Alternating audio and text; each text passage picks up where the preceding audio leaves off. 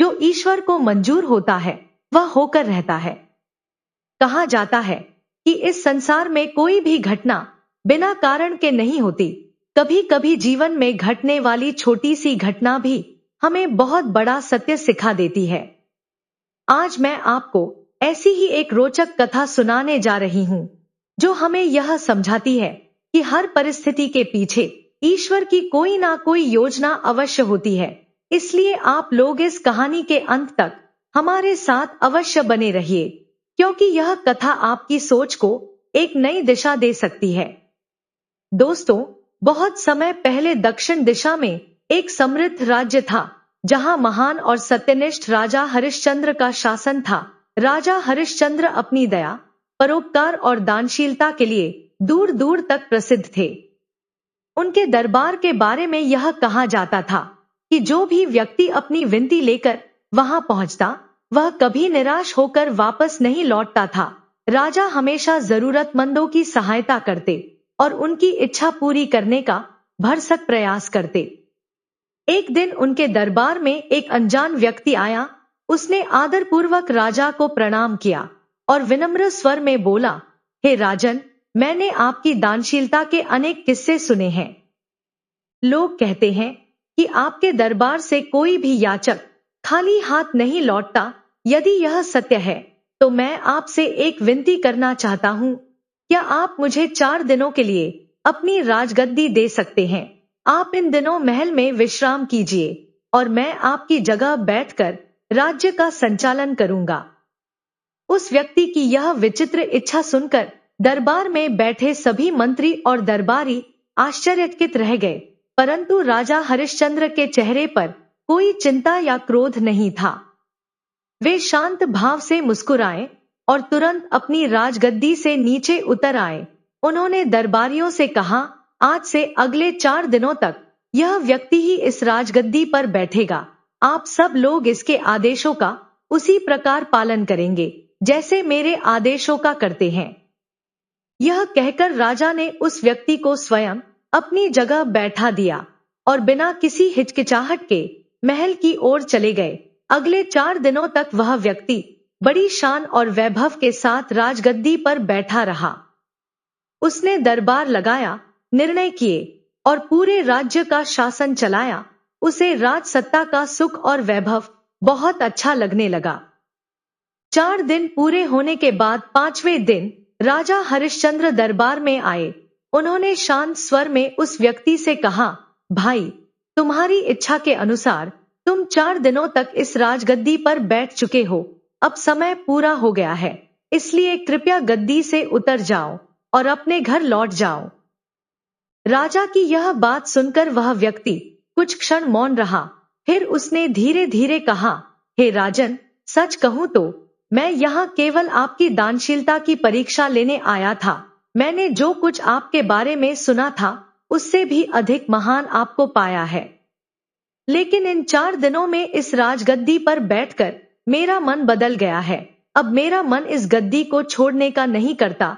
वह आगे बोला, लोग आपको ईश्वर का अंश मानते हैं, इसलिए मैं आपसे प्रार्थना करता हूँ कि इस राजगद्दी और पूरे राजपाट को ईश्वर के नाम पर मुझे दान में दे दीजिए। दरबार में सन्नाटा छा गया। सभी को लगा कि अब राजा क्रोधित होंगे, परंतु राजा हरिश्चंद्र के चेहरे पर फिर वही शांत मुस्कान थी। उन्होंने बिना किसी क्रोध के कहा, यदि यही तुम्हारी इच्छा है तो ठीक है। आज से यह राजगद्दी और पूरा राज्य तुम्हारा हुआ। तुम इसका संचालन करो और मैं यहाँ से चला जाता हूँ। यह कहकर राजा महल में वापस लौट आए। उन्होंने सारी घटना रानी को बताई। रानी भी राजा की तरह ही उदार और धर्मपरायण थी। उन्होंने भी इस निर्णय पर कोई आपत्ति नहीं की। यहीं से उस कथा का वह मोड़ आरंभ होता है जो यह सिखाता है कि जीवन में जो कुछ भी होता है उसके पीछे कोई ना कोई गहरा कारण अवश्य छिपा होता है। राजा और रानी ने इस घटना पर जरा भी शिकायत नहीं की। उन्होंने अपने मन में कोई दुख या क्रोध नहीं आने दिया। राजा ने रानी और अपने दोनों पुत्रों को साथ लिया और महल से बाहर निकलने की तैयारी करने लगे। जाने से पहले उन्होंने अपने राजसी वस्त्र उतार दिए और साधारण कपड़े धारण कर लिए ताकि वे सामान्य लोगों की तरह जीवन व्यतीत कर सकें। राजा को ईश्वर पर अटूट विश्वास था। उनके मन में यही विचार उठ रहा था कि शायद परमात्मा ने उनके जीवन के लिए कोई और ही मार्ग तय कर रखा है। इसी विश्वास के साथ वे रानी और अपने दोनों बेटों को लेकर महल से बाहर निकल पड़े और यात्रा पर चल दिए। चलते चलते राजा के मन में बीते दिनों की यादें आने लगीं। वह सोचने लगे, कल तक उनकी सवारी के लिए सैकड़ों हाथी और घोड़े तैयार रहते थे और आज उन्हें पैदल ही लंबा रास्ता तय करना पड़ रहा है। कल तक हजारों सेवक उनके आदेश की प्रतीक्षा करते थे, पर आज उनका हालचाल पूछने वाला भी कोई नहीं है। फिर भी राजा ने अपने मन में शिकायत का एक भी शब्द नहीं आने दिया। उन्होंने हर परिस्थिति को ईश्वर की इच्छा मानकर स्वीकार किया। यात्रा कठिन थी। कभी वे 2 कोस चलते, कभी 4 कोस। कई बार रास्ते में कुछ खाने को मिल जाता तो कभी पूरा दिन भूखे ही गुजर जाता। फिर भी राजा का विश्वास डगमगाया नहीं। वे हर परिस्थिति में परमात्मा को याद करते और उनका धन्यवाद करते रहते। कुछ दिनों तक इस तरह पैदल यात्रा करने के बाद वे एक नगर में पहुंचे। वहां उन्होंने एक सराय आवास गृह में रात बिताने का निश्चय किया और वहीं ठहर गए। उसी समय नगर के बाहर एक बड़े व्यापारी का काफिला भी आकर रुका हुआ था। वह व्यापारी घोड़े पर सवार होकर नगर की ओर घूमने निकला और घूमते घूमते उसी सराय के पास पहुंच गया जहां राजा और उनका परिवार ठहरा हुआ था। जब उसकी नजर रानी पर पड़ी तो वह उन्हें देखकर चौंक गया। उनके व्यक्तित्व और आचरण को देखकर उसे तुरंत समझ आ गया कि यह स्त्री किसी उच्च कुल से संबंधित है। उसी क्षण उसके मन में रानी के प्रति आकर्षण उत्पन्न हो गया और उसने मन ही मन एक योजना बना ली। कुछ सोचकर वह व्यापारी राजा के पास पहुंचा और विनम्रता से बोला, महाराज, मैं एक व्यापारी हूं और मेरा काफिला नगर के बाहर ठहरा हुआ है। मेरी पत्नी को प्रसव होने वाला है, पर उसकी देखभाल करने वाला कोई नहीं है। आप मुझे बहुत ही नेक और दयालु व्यक्ति प्रतीत होते हैं। यदि आप अनुमति दें तो क्या आपकी पत्नी एक दिन के लिए मेरे साथ चल सकती हैं? शायद उनकी सेवा से मेरी पत्नी की पीड़ा कुछ कम हो जाए, अन्यथा मुझे डर है कि उसकी जान को खतरा हो सकता है। व्यापारी की यह बात सुनकर राजा और रानी कुछ घबरा गए, परंतु दयालु स्वभाव वाले राजा ने थोड़ी देर सोचकर रानी से कहा, यदि हमारी इस कठिन परिस्थिति में भी हम किसी के काम आ सकें तो यह हमारे लिए सौभाग्य की बात होगी। कौन जाने उस स्त्री की स्थिति कैसी हो, इसलिए तुम देर मत करो और इनके साथ चली जाओ। रानी ने भी बिना किसी विरोध के राजा की बात मान ली। उन्होंने एक शब्द भी इनकार का नहीं कहा और तुरंत व्यापारी के साथ जाने के लिए तैयार हो गई। सराय से बाहर निकलकर व्यापारी बोला, मेरा काफिला नगर से कुछ दूर ठहरा हुआ है और मुझे यहाँ आए हुए काफी देर हो चुकी है। यदि आप चाहें तो मेरे साथ घोड़े पर बैठ जाइए ताकि हम जल्दी से जल्दी वहां पहुंच सकें। भोली रानी उस व्यापारी की चालाकी को समझ नहीं सकी और उसके साथ घोड़े पर बैठ गई। व्यापारी उन्हें लेकर अपने काफिले के पास पहुंचा। वहां पहुंचते ही उसने अपने लोगों को तुरंत कूच करने का आदेश दे दिया। इसके बाद वह रानी को लेकर तेजी से एक अलग दिशा में घोड़ा दौड़ाने लगा। कुछ ही देर में रानी को समझ आ गया कि व्यापारी ने उन्हें धोखे से अपने साथ ले लिया है। यह जानकर वे बहुत घबरा गई। उन्होंने जोर जोर से पुकारा, रोई, चीखी और सहायता के लिए गुहार लगाई, पर उस व्यापारी के मन में जरा भी दया नहीं आई। वह उन्हें जबरदस्ती घोड़े पर बिठाकर दूर कहीं ले गया। उधर सराय में बैठे हुए राजा को चिंता होने लगी। उन्हें आश्चर्य हो रहा था कि रानी अब तक वापस क्यों नहीं लौटी। कुछ देर प्रतीक्षा करने के बाद उन्होंने सोचा कि क्यों न स्वयं जाकर देखा जाए कि आखिर बात क्या है। यह सोचकर वे अपने दोनों पुत्रों को साथ लेकर सराय से बाहर निकल पड़े और नगर से बाहर की ओर चल दिए। राजा ने उस व्यापारी के काफिले को खोजने की बहुत कोशिश की, पर कहीं भी उसका पता नहीं चल सका। तभी उनकी नजर दूर उत्तर दिशा की ओर उठती हुई धूल पर पड़ी। राजा ने अनुमान लगाया कि संभवतः वही व्यापारी रानी को लेकर उसी दिशा में गया होगा। यह सोचकर वे अपने दोनों बेटों को साथ लेकर उसी ओर बढ़ चले। कुछ दूर चलने के बाद वे रास्ता भटक गए और भटकते भटकते एक ऐसी जगह पहुंच गए जहां सामने एक चौड़ी नदी बह रही थी। राजा ने चारों ओर देखा कि शायद नदी पार करने के लिए कोई नाव मिल जाए, लेकिन वहां कहीं भी नाव दिखाई नहीं दी। कुछ देर विचार करने के बाद राजा ने एक उपाय सोचा।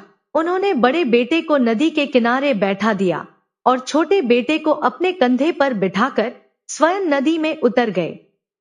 उनका विचार था कि पहले छोटे पुत्र को नदी के उस पार सुरक्षित पहुंचा दे, फिर वापस आकर बड़े बेटे को भी पार करा दे। परंतु कई बार मनुष्य कुछ और सोचता है और भाग्य कुछ और ही लिख देता है। राजा छोटे बेटे को कंधे पर लेकर बड़ी कठिनाई से नदी के बीच तक पहुंचे ही थे कि तभी उन्हें बड़े बेटे की तेज चीख सुनाई दी। राजा ने घबराकर पीछे मुड़कर देखा। वहां एक जंगली भालू उनके बड़े बेटे की ओर बढ़ रहा था और उस पर हमला करने वाला था। यह दृश्य देखकर राजा का हृदय भय और घबराहट से भर गया। उसी घबराहट में उनके कंधे पर बैठा छोटा बेटा संतुलन खो बैठा और नदी में गिरकर तेज धारा के साथ बह गया। अब राजा पूरी तरह व्याकुल हो उठे। बड़ी कठिनाई से वे किसी तरह नदी के किनारे तक पहुंचे। उनके मन में यही विचार आ रहा था कि शायद बड़े बेटे को जंगली भालू उठा ले गया होगा और छोटा बेटा नदी की धारा में बह गया। राजा अत्यंत दुखी हो गए। वे मन ही मन सोचने लगे, पहले उनसे उनका राजपाट छिन गया, फिर रानी भी उनसे बिछड़ गई और अब उनके दोनों बेटे भी उनसे दूर हो गए। दुख और थकान से भरे हुए राजा धीरे धीरे चलते रहे। दोपहर होते होते वे एक दूसरे नगर के पास पहुंच गए। नगर के बीचों बीच एक खुले मैदान में उन्होंने लोगों की बड़ी भीड़ जमा देखी। यह देखकर राजा को आश्चर्य हुआ। वे जानना चाहते थे कि आखिर इतनी भीड़ किस कारण एकत्र हुई है, इसलिए वे भी उस ओर बढ़ने लगे। दरअसल उस नगर की एक अनोखी परंपरा थी। जब भी वहां के राजा की मृत्यु हो जाती तो सभी मंत्री, दरबारी और नगरवासी एक बड़े मैदान में इकट्ठा होते थे। इसके बाद एक बाज को आकाश में उड़ाया जाता था। मान्यता यह थी कि वह बाज जिसके सिर पर जाकर बैठ जाए वही व्यक्ति उस राज्य का नया राजा माना जाएगा और उसी को राजगद्दी सौंप दी जाएगी। इसी परंपरा के अनुसार उस दिन भी सभी लोग मैदान में एकत्र हुए थे।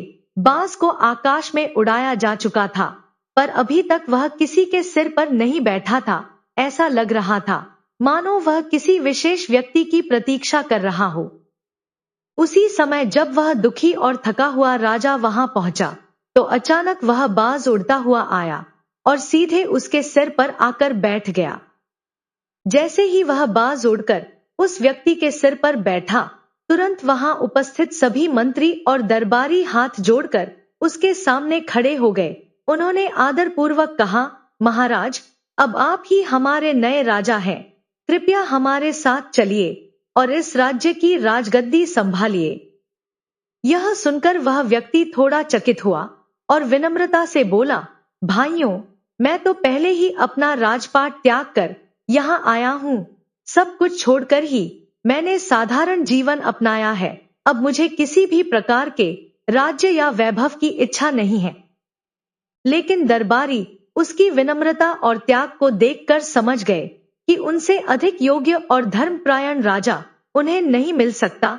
इसलिए वे सभी आग्रह करने लगे, महाराज, आप ही हमारे लिए सबसे उपयुक्त शासक हैं।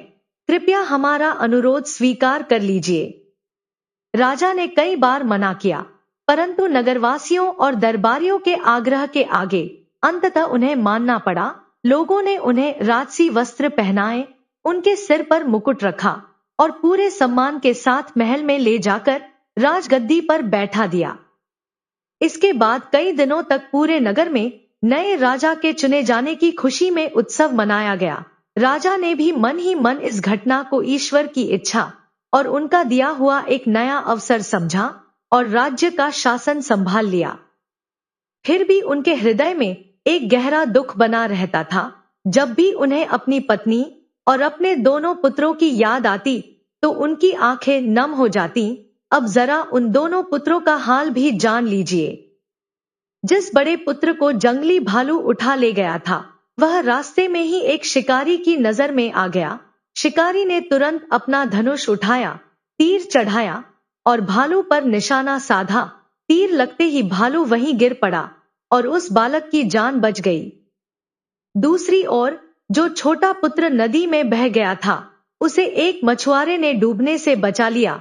इन दोनों व्यक्तियों की अपनी कोई संतान नहीं थी, इसलिए उन्होंने उन दोनों बच्चों को अपनी ही संतान की तरह अपनाया और बड़े प्रेम से उनका पालन पोषण किया। संयोग से वह शिकारी और मछुआरा उसी नगर में रहते थे, जहां बाद में उनके पिता को राजा बना दिया गया था। समय के साथ दोनों बच्चे बड़े होते गए। युवावस्था में पहुंचने पर वे दोनों ही राज्य की सेना में भर्ती हो गए। भाग्य का खेल भी कितना विचित्र होता है। कुछ समय बाद दोनों को उसी राजा का अंगरक्षक बना दिया गया। वर्षों बीत जाने के कारण दोनों युवकों की शक्ल सूरत अब पूरी तरह बदल चुकी थी। इसी कारण ना तो राजा उन्हें पहचान पाए कि वे उन्हीं के बेटे हैं और ना ही उन युवकों को यह आभास हुआ कि सिंहासन पर बैठा वही व्यक्ति उनका पिता है। इतना ही नहीं, वे दोनों यह भी नहीं जानते थे कि वे आपस में सगे भाई हैं। यह भी मानो प्रकृति का ही विचित्र खेल था कि दोनों भाई एक ही स्थान पर रहते हुए भी एक दूसरे से अनजान थे। वे दोनों राजा के अंगरक्षक बन चुके थे और हर समय राजा के साथ ही रहते थे। राजा जब भी उनसे बातचीत करता तो उसे अपने मन में एक अजीब सा सुकून महसूस होता। उन दोनों युवकों से बात करके उसे बहुत शांति मिलती, मानो उनके साथ कोई अनजाना अपनापन जुड़ा हो। उधर वही धोखेबाज व्यापारी जो रानी को छल से अपने साथ ले गया था, कुछ समय बाद उसी नगर में आ पहुंचा। इस बीच उसने रानी को बहुत समझाने और मनाने की कोशिश की कि वह उससे विवाह कर ले, पर वह धर्मनिष्ठ और सती स्त्री किसी भी प्रकार से इसके लिए तैयार नहीं हुई। व्यापारी ने रानी को एक अलग कक्ष में रखा था और उस पर कड़ी निगरानी रखता था ताकि वह कहीं भाग ना सके। उस व्यापारी का इस नगर के पुराने राजा के दरबार में अक्सर आना जाना रहता था, इसलिए वहां के मंत्री और दरबारी उसे भली भांति पहचानते थे। जब उसे पता चला कि पुराने राजा का निधन हो चुका है तो उसे काफी दुख हुआ। मंत्रियों ने उसे बताया कि अब राज्य को एक नया राजा मिल चुका है जो पहले से भी अधिक दयालु और न्यायप्रिय है। यह सुनकर व्यापारी ने मंत्री के हाथों नए राजा के लिए कुछ उपहार भिजवा दिए और स्वयं भी उनसे मिलने महल में पहुंचा। संयोग देखिए कि राजा उसे पहचान नहीं पाया कि यही वही कपटी व्यक्ति है जिसने कभी उसकी रानी को छल से अपने साथ ले गया था। उसी तरह व्यापारी भी यह नहीं समझ पाया कि सिंहासन पर बैठा यही व्यक्ति वही है जिसे उसने वर्षों पहले धोखा दिया था। राजा ने उसका बड़े आदर सत्कार से स्वागत किया। व्यापारी अनेक देशों की यात्राएं कर चुका था, इसलिए राजा अक्सर उससे विभिन्न देशों के बारे में पूछता और व्यापारी अपने सफर के रोचक किस्से सुनाया करता। एक दिन दोनों देर तक बातचीत करते रहे। शाम ढल चुकी थी। तब राजा ने उससे कहा, मित्र, आज की रात यही महल में ठहर जाओ, मुझे व्यापार से जुड़ी कुछ आवश्यक बातें तुमसे करनी है। व्यापारी ने राजा का प्रस्ताव स्वीकार तो कर लिया, पर वह कुछ चिंतित और व्याकुल दिखाई दे रहा था। राजा ने उसकी चिंता का कारण पूछा। इस पर व्यापारी बोला, महाराज, मेरी पत्नी इन दिनों पागल हो गई है। उसकी देखभाल मुझे स्वयं करनी पड़ती है। मुझे हर समय यह डर लगा रहता है कि कहीं वह अचानक कहीं भाग ना जाए और किसी मुसीबत में ना फंस जाए। राजा ने उसे आश्वस्त करते हुए कहा, तुम आज निश्चिंत होकर महल में ही ठहरो। तुम्हारी पत्नी की देखभाल का प्रबंध हम करवा देते हैं।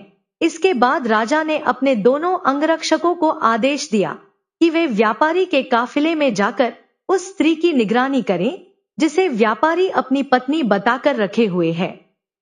राजा का आदेश मिलते ही दोनों युवक तुरंत वहां पहुंचे और उस घर के बाहर पहरा देने लगे जहां वह स्त्री, जो वास्तव में उनकी अपनी माता थी, कैद करके रखी गई थी।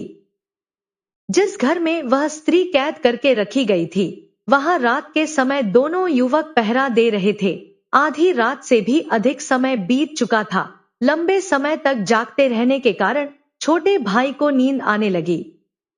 यह देखकर बड़े भाई ने उससे कहा, भाई, इस समय सो जाना ठीक नहीं होगा। यदि हम दोनों सो गए और यह स्त्री यहां से निकलकर कहीं भाग गई तो हमारी बड़ी गलती मानी जाएगी। छोटे भाई ने कहा, तो फिर ऐसा करो, मुझे कोई ऐसी कहानी सुनाओ जिससे मेरी नींद ही उड़ जाए। यह सुनकर बड़े भाई ने मुस्कुराते हुए कहा, ठीक है, मैं तुम्हें अपनी ही जीवन की कहानी सुनाता हूं। यदि तुम ध्यान से सुनोगे तो तुम्हारी नींद ही नहीं बल्कि भूख प्यास भी भूल जाओगे। इसके बाद उसने अपनी कथा सुनाना शुरू किया। वह बोला, मैं एक राजा का पुत्र हूँ। मेरे पिता बहुत न्यायप्रिय और दयालु शासक थे। उनकी उदारता की चर्चा दूर दूर तक होती थी। लोग उन्हें लगभग ईश्वर का ही स्वरूप मानते थे। एक दिन उन्होंने अपना पूरा राजपाट एक व्यक्ति को दान में दे दिया और फिर मेरी माँ तथा हम दोनों भाइयों को साथ लेकर यात्रा पर निकल पड़े। यात्रा के दौरान एक व्यापारी ने छल करके मेरी माँ को अपने साथ भगा लिया। उस समय हम दोनों भाई अपने पिता के साथ ही थे। आगे चलते चलते हमें एक नदी मिली जहां पार जाने के लिए कोई नाव नहीं थी। तब मेरे पिता ने मुझे किनारे पर बैठा दिया और छोटे भाई को अपने कंधे पर बिठाकर नदी पार कराने लगे। वे अभी नदी के बीच तक ही पहुंचे थे कि तभी एक जंगली भालू ने मुझ पर हमला कर दिया। मेरी चीख सुनकर पिता घबरा गए और उसी घबराहट में मेरे छोटे भाई का संतुलन बिगड़ गया। वह उनके कंधे से फिसलकर नदी में गिर पड़ा। उसके बाद मेरे पिता और मेरे छोटे भाई का क्या हुआ, मुझे कुछ भी पता नहीं। भालू मुझे उठाकर ले जा रहा था। तभी एक शिकारी ने उसे तीर मारकर मार गिराया और मेरी जान बचा ली। उसके बाद भाग्य ने मुझे इस राज्य तक पहुंचा दिया। बड़े भाई की यह कहानी सुनते ही छोटा भाई अचानक भावुक हो उठा। वह तुरंत उससे लिपट गया और बोला, भाई, नदी में गिरने वाला वह बच्चा मैं ही था। मुझे एक मछुआरे ने डूबने से बचाया था। यह सुनकर दोनों भाइयों को समझ आ गया कि वे सगे भाई हैं। वे एक दूसरे से गले लगकर फूट फूट कर रोने लगे। उनके रोने की आवाज सुनकर अंदर कैद में बैठी स्त्री चौंक गई। उसने बाहर आकर उनसे पूछा कि वे क्यों रो रहे हैं। तब दोनों युवकों ने उसे अपनी पूरी कहानी सुना दी। कहानी सुनते ही वह स्त्री भावुक हो उठी और बोली, मेरे बच्चों, क्या तुम अपनी माँ को भी नहीं पहचान पाए? यह कहते ही वह दोनों से लिपट गई। तब उन्हें पता चला कि वही स्त्री उनकी अपनी माँ है। रानी ने उन्हें बताया कि वह इतने वर्षों से उसी व्यापारी की कैद में थी जिसने उन्हें छल से अपने साथ ले लिया था। यह सुनकर दोनों युवक माँ माँ कहते हुए उनसे लिपट गए। वर्षों बाद माँ और बेटों का मिलन हुआ और तीनों की आंखों से खुशी के आंसू बहने लगे। इसके बाद दोनों युवक तुरंत महल की ओर गए और राजा को पूरी घटना विस्तार से बता दी। लेकिन उस समय तक राजा को यह बिल्कुल भी पता नहीं था कि व्यापारी की कैद में जो स्त्री है वह और कोई नहीं बल्कि उसकी अपनी पत्नी है। अब राजा को यह ज्ञात हो चुका था कि जिस स्त्री को व्यापारी अपनी पत्नी बताकर कैद में रखे हुए है वही इन दोनों युवकों की मां है। यह सुनकर राजा ने तुरंत निश्चय किया कि वह इसी समय इस पूरे मामले का सच सामने लाएगा और न्याय करेगा। राजा ने तुरंत सैनिकों को आदेश दिया कि उस स्त्री को दरबार में प्रस्तुत किया जाए। कुछ ही देर में सैनिक उसे लेकर दरबार में आ गए। जैसे ही राजा की नजर उस स्त्री पर पड़ी, वह क्षण भर के लिए स्तब्ध रह गया। उसे तुरंत समझ आ गया कि यह और कोई नहीं बल्कि उसकी अपनी रानी है। उधर रानी ने भी राजा को देखते ही पहचान लिया। वर्षों बाद अपने पति को सामने देखकर वह भावुक हो उठी और तुरंत उनके चरणों में गिर पड़ी। दोनों युवक भी अब सब कुछ समझ चुके थे। वे दौड़कर राजा के पास आए और पिताजी पिताजी कहते हुए उनसे लिपट गए। इतने वर्षों बाद पूरे परिवार का यह मिलन देखकर वहां उपस्थित सभी लोग भावुक हो उठे। उधर जब उस व्यापारी ने यह देखा कि उसका सारा भेद खुल चुका है, तो वह चुपके से वहां से भागने की कोशिश करने लगा, परंतु राजा के सतर्क सैनिकों ने उसे भागने का अवसर नहीं दिया। उसे तुरंत पकड़ लिया गया और कारागार में डाल दिया गया। अगले दिन राजा ने उस व्यापारी का सारा धन जब्त कर लिया और उसके अपराधों को देखते हुए उसे मृत्यु दंड देने का आदेश दे दिया। इस प्रकार उस दुष्ट व्यापारी को उसके कर्मों का उचित फल मिल गया। अब उस व्यक्ति की भी कथा सुनिए, जिसे कभी राजा ने अपना पूरा राज्य दान में दे दिया था। राजपाट मिलने के बाद वह व्यक्ति धीरे धीरे अत्याचारी और निर्दयी बन गया। अपने खजाने को भरने के लिए उसने प्रजा पर तरह तरह के भारी कर लगा दिए। उसकी कठोर नीतियों के कारण गरीब प्रजा बहुत दुखी हो गई। केवल प्रजा ही नहीं, बल्कि मंत्री और दरबारी भी उसके व्यवहार से परेशान हो चुके थे। वे अक्सर इस चिंता में रहते थे कि किसी तरह अपने असली राजा का पता चल जाए, ताकि इस अत्याचारी शासक को हटाकर फिर से अपने पुराने राजा को गद्दी पर बैठाया जा सके। कुछ समय बाद उन्हें यह समाचार मिला कि उनका पुराना राजा अब किसी दूसरे राज्य का राजा बन चुका है। यह सुनते ही वहां के एक मंत्री ने गुप्त रूप से योजना बनाई और उस अत्याचारी शासक को विष देकर समाप्त कर दिया। इसके बाद वही मंत्री अपने कुछ साथियों के साथ उस राजा के पास पहुंचा और हाथ जोड़कर विनती की कि वह अपने पुराने राज्य में लौटकर फिर से राजगद्दी संभाल ले। राजा के मन में भी अपने पुराने राज्य और प्रजा के प्रति प्रेम जाग उठा, इसलिए वह अपने मंत्री के साथ वहां वापस आ गया। इसके बाद उसने एक अनोखा निर्णय लिया। वर्ष के 6 महीने वह अपने पुराने राज्य में रहता और शेष 6 महीने नए राज्य में रहकर शासन चलाता। इस प्रकार वह दोनों राज्यों की जिम्मेदारी संभालने लगा। समय बीतता गया। जब उसके दोनों पुत्र इतने योग्य हो गए कि वे शासन संभाल सकें, तब राजा ने दोनों को एक एक राज्य की जिम्मेदारी सौंप दी। इस प्रकार राजा, रानी और उनका पूरा परिवार फिर से सुख और शांति के साथ जीवन बिताने लगा। दोस्तों, इस कथा से हमें यह सीख मिलती है कि इस संसार में जो कुछ भी होता है वह ईश्वर की इच्छा से ही होता है। कई बार जीवन में आने वाली कठिनाइयां हमें बहुत बड़ी लगती हैं, पर वही कठिनाइयां आगे चलकर हमारे लिए नए अवसर और नई दिशा लेकर आती हैं। इसलिए कभी भी परिस्थितियों से हार नहीं माननी चाहिए। यदि मन में सच्चाई, धैर्य और ईश्वर के प्रति विश्वास बना रहे, तो अंततः सफलता अवश्य मिलती है। दोस्तों, अगर आपको यह कथा अच्छी लगी हो तो अपनी राय कमेंट बॉक्स में अवश्य लिखें। वीडियो को लाइक और शेयर करें और ऐसे ही प्रेरणादायक प्रसंगों के लिए हमारे चैनल को सब्सक्राइब करें। आप सभी का हृदय से धन्यवाद।